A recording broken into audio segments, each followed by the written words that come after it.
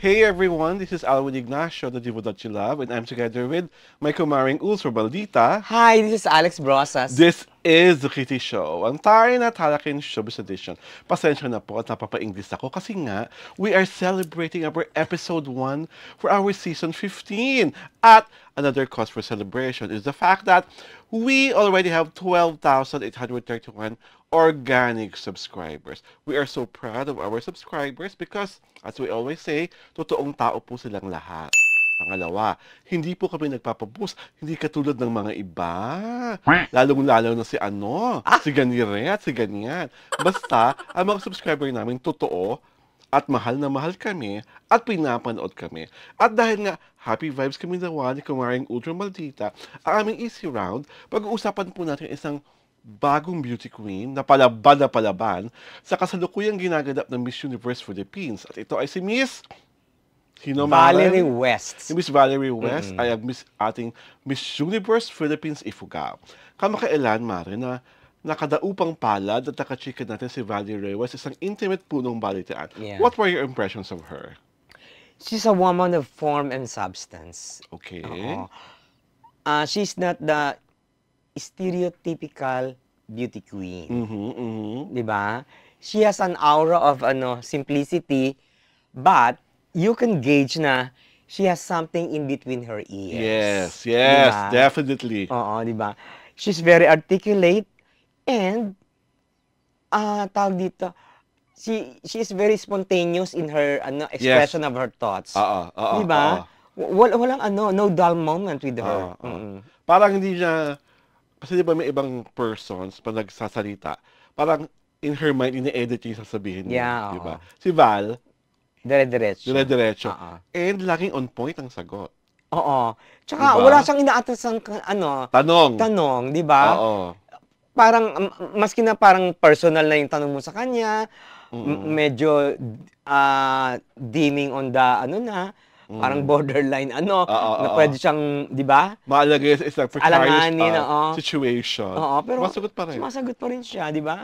That makes her a not so common tag dito candidate or beauty queen. 'Di ba? Kasi iba playing safe di ba? Yes, always. Wala always. siya 'di ba? Wala siyang ganung stance, wala siyang ganung demeanor. 'Di ba? She doesn't have that demeanor, 'di ba? Kasi you've interviewed beauty queens before, 'di ba? And another interesting aspect about Valerie is that a major beauty pageant site has declared her na parang the Phoenix Rising. Na nauna dinadaan-daanan lang, una hindi.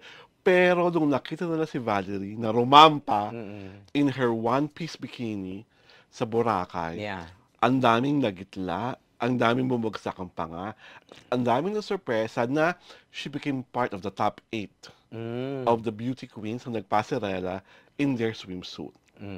At nararamdaman nila the beauty pageant site proclaimed na this girl has a strong chance of bagging any of the major titles na paglalaban ng sa Miss Universe Philippines. Ako nga gusto ko talaga, Valerie, binibless ka namin, minamanifest namin, Miss Universe ka.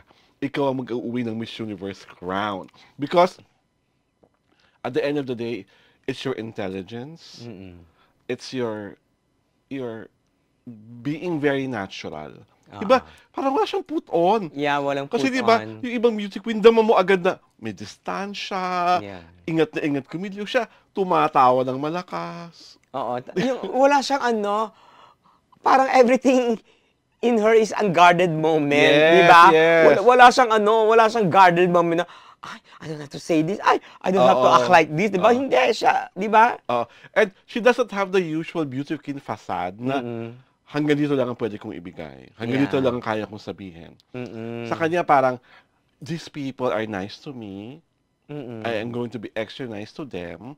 And I'm going to be honest sa mga sagot ko sa kanila. At saka hindi, when you ask her questions, she's not groping for words. Yes. Narinig ko kaya yung Q&A mo sa kanya. Diba? Parang sinapian ka ng kaluluwa ni Stella Marquez Araneta. Grabe ka naman. Sinapian ka ni Conchita Villa Bernardo.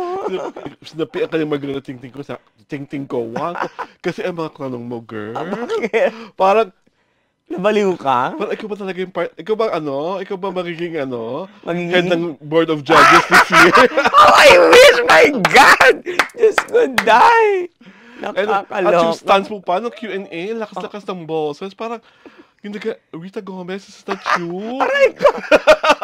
Diba? Ayaw ni Kate Adehar ng ganyan, my God. Yes. Diba? And we have to and we were like in good company. We have Kate Adehar of Brandon Republica. We have Nas Tabares of Pelikula Mania.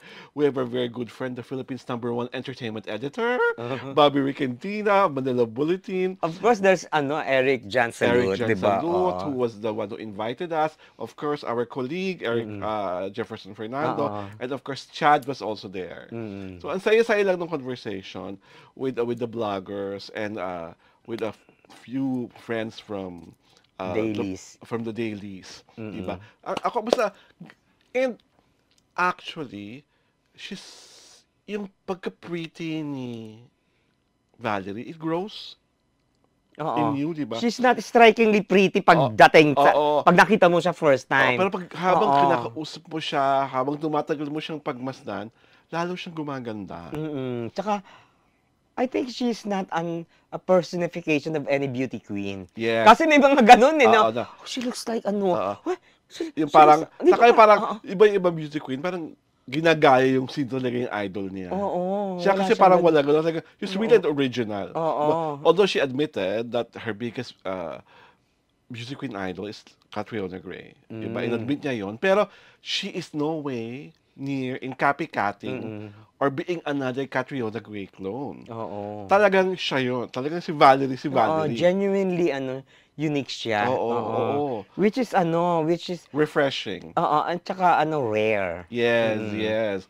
Diba kaya kami, Valerie, thank you so much for giving us the time to interview you a little, and one of these days, mababasa mo ang mga sinulat namin for you. At ito na nga. Diba? Kailangan namin basahin ang aming mga letter senders. At mauna kang magbasa, Mare. Anong mula kay? Dali Magbuhos. Nice feedback. It's really sad how quick people to judge and to whisper. As I've said before, they should learn to pause before they speak. Reflect before they even say anything. Okay. Diba? I think ang context niya is yung tungkol sa mga nagbabash sa Kim Pao. And their movie. Okay, Diba? Eto na. Mula kay Eva CJ Channel. Hello po. Subscriber niyo po ako. Gusto ko talaga ang team niyong dalawa po. Hey Eva CJ, thank you so much for being a subscriber of the Hitty Show. Eto na. Ako muna magbabasa nito, Mara, kasi yung final question para sa iyo eh. Okay. Eto. From LG G6 Etcho Sera. Pagbintangan agad na naggamitan yung cut din. The right term should be nagtulungan. Di naman yan kagaya sa inyo na ginagamit ng mga artista para may ma-content o may papag-usapan ang pagkakitaan. Beshies, kayo ang mga dakilang user sa true lang. LG G6. If you are very much aware, ang TT show, ang pinag-uusapan po ay tungkol sa entertainment. So ano po gusto mo i-content namin? Tungkol sa politika, tungkol sa sports, tungkol sa weather condition, tungkol sa dwindling power of the Philippine peso, tungkol how morally corrupt and bankrupt are our government officials. Hindi naman po ganon. So kaya po ang topic na pinag-uusapan namin ay the mga artista. At tama lang po naman talagang bayaran kami sa pag-uusap sa kanila kasi po, ang The Kitty Show ay isang matalino at matapang na palatuntunan na online. Hindi po kami inilagay dito dahil kagaya lang po kami ng mga pinabiding sukang writers kung saan-saan na hindi alam ang subject at verb agreement. Diba? At hindi po kami etchosera. You are being polite sa pagkasabi na nagtulungan si Catherine at si Alden Richards. Kahit sa ang anggulo mo tignan kung sino ka man, hindi tulungan ang tawag doon. Gamitan yon. Kasi kung hindi gamitan yon, bakit sunod lang ng sunod si Alden sa mga inuutos sa kanya? Pumunta ka sa birthday, pumunta ka sa event, magdala ka ng flowers. At ano naman si Catherine, ang acting, kilig na kilig na kilig na kilig.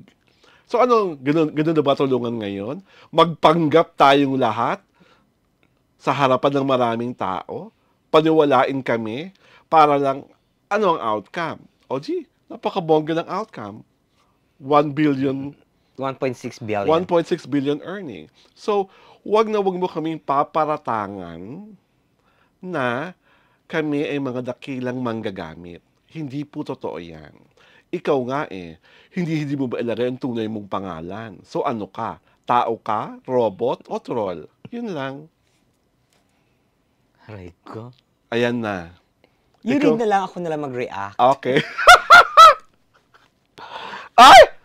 Ang holy-holy pa naman ng pangalan. Yeah. Di ba? From Jesus Pajarillo Jr. Magtaray ka kapag kaya mo na in straight English. Tignan mo, wrong grammar ka na kaagad. Kaya mo na straight English. Dapat merong in. So, eto na, Mare.